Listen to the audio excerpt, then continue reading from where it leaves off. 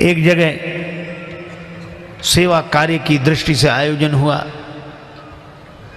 लोगों ने अपने मित्र से कहा कि तुम इतने धनी आदमी हो, दो कुछ।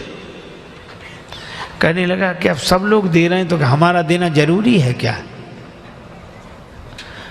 अरे भाई, तो सब लोगों का अपनी करनी का फल मिलेगा, तुम भी तो कुछ कर लो। अच्छा तो ठीक है, अच्छा एक काम करते हैं, क्या कल देंगे? ठीक है। दूसरे दिन आया 1 रुपया लेकर, पुराना जमाना, चांदी का रुपया, सो मुट्ठी में दबाए। अब सोचे दें कि न दें, दें कि न दें, दे देना चाहिए। अच्छा, फिर बोला अब जरूरी थोड़ी कि हम भी दें, इतने लोग दे ही रहे हैं। फिर अब जैसे जैसे देने का मन आवे वैसे मुट्ठी और कड़ाई से बंद करे, लेकिन सोचा अब दे ही डालें। अब आध घंटा तो यही सोचता रहा, दें कि न दें, दें कि न दें। फिर सोचा देख लें एक बार, फिर तो ये देखने को मिलेगा नहीं। सो जैसे ही मुट्ठी खोली तो हाथ पसीज गया था, दिल तो नहीं पसीजा, हाथ पसीज गया, पसीना आया। और जो देखा कि हाथ पसीज गया, पसीना, सो रुपए से बोला अरे तुम बहुत रोते हो, हम तुम्हें किसी को नहीं देंगे, फिर जेब में रख लिया। एक वे हैं जो छोड़ते नहीं। हाँ, मुझे एक संत कथा सुना रहे थे। एक सज्जन का नाम था दानचंद। गंगा जी से 12 किलोमीटर दूर उनका गांव था। दानचंद को भगवान ने संपन्नता तो दी थी, धन तो दिया था, लेकिन लोभ ही इतने थे कि लोगों ने व्यंग में ही उनका नाम दानचंद रख दिया था। कभी कोई पुण्य कार्य नहीं किया, कहते खर्च होगा। तो पत्नी ने कहा कि गंगा जी नहाया, 12 किलोमीटर दूर हैं, इसमें क्या खर्च हो रहा है, चले जाओ। सवारी की भी जरूरत नहीं, पैदल पैदल चले जाओ, पर गंगा जी तो नहा लो। ठीक है, बहुत कहा तो सोचा जीवन में एक बार गंगा जी नहा लें, क्या हर्ज है, 12 किलोमीटर दूर है गंगा जी, जा पैदल पैदल गया, खर्चा कौन करे सवारी। अब गंगा जी किनारे पहुंचकर सोचा घाट पर नहीं जाएंगे, वहां पंडा लोग रहते हैं, पंडा कहेंगे कि दान दो।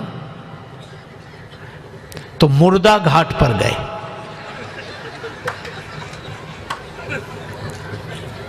अब मुर्दा घाट तो खाली रहता, कभी कभी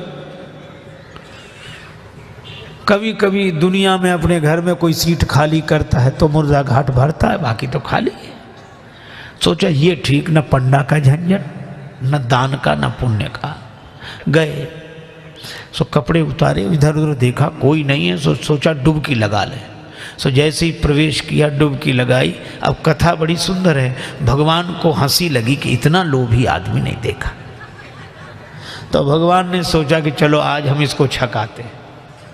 तो दानचंद ने देखा इधर उधर कोई नहीं था, पर गंगा जी में जैसे ही डुबकी लगा के और बाहर निकले, वैसे ही पंडा के रूप में भगवान उपस्थित। यजमान की जय हो।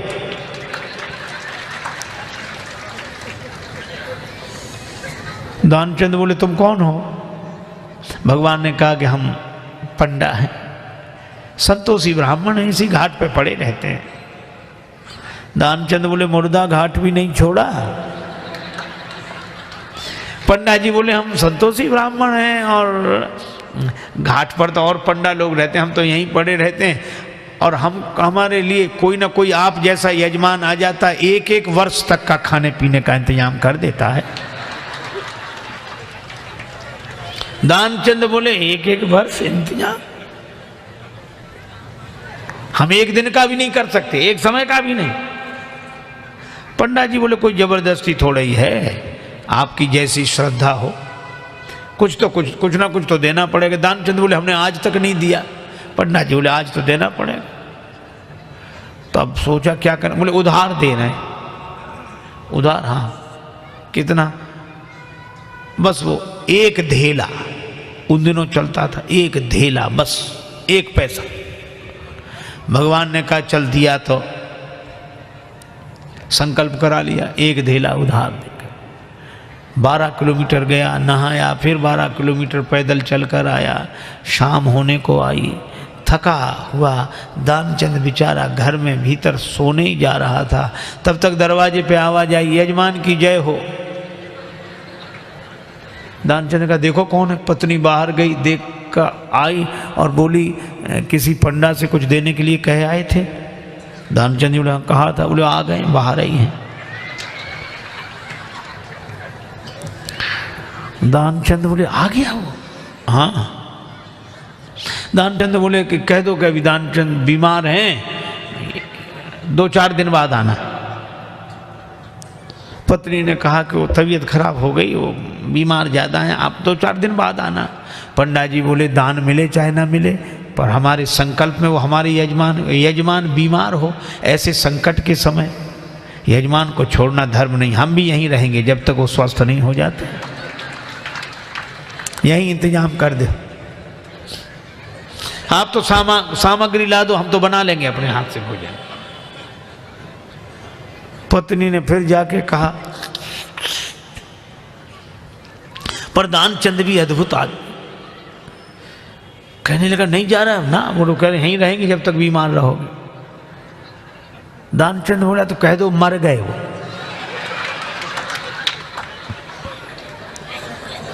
तो ये ऐसे कैसे कह दें? दानचंद बोले तुम कह दो हम श्वास रोके पड़े रहेंगे।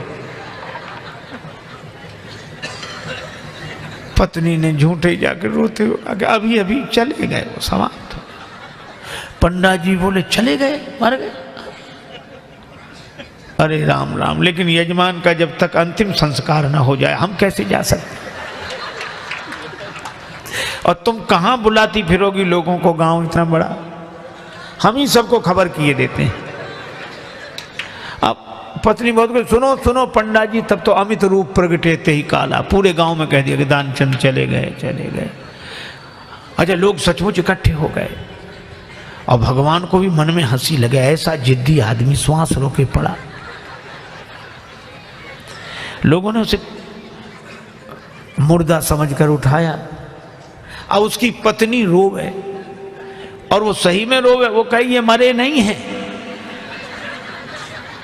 और गांव वाले कहते जाने वाला तो गया, ये तो तुम्हारा मोह है। वो कहे कि नहीं मरे, गए वो तो। वो बेचारी रोती रही, कौन सुने। दानचंद को उठा लिया, बांध लिया, और वो भी बंध गया। भगवान ने कहा कि हद हो गई, ऐसा आदमी हमने नहीं देखा। भगवान को लगा कि सब हमसे हार जाते हैं, आज हम हार गए इससे। ले गए, चिता पर रख दिया, अग्नि लगने वाली थी। भगवान ने कहा ये मर जाएगा लेकिन देगा नहीं कुछ। तो भगवान ने कहा कि यजमान के कान में हम कुछ मंत्र बोलेंगे। हाँ ठीक है। सो भगवान ने कान में कहा, आया हूं बैकुंठ से तुम हित नाता जोड़। भगवान ने कहा कि हम हार गए, हम भगवान हैं, बैकुंठ से आए, तुमसे नाता हमने जोड़ा। सो पंडा ने जो कहा कि आया हूं बैकुंठ से तुम हित नाता जोड़, तो दानचंद ने सोचा ये तो भगवान है। सो आंख खोली, और जो आंख खोली तो वही पंडा, और जो पंडा को देखा तो फिर आंख बंद कर ली।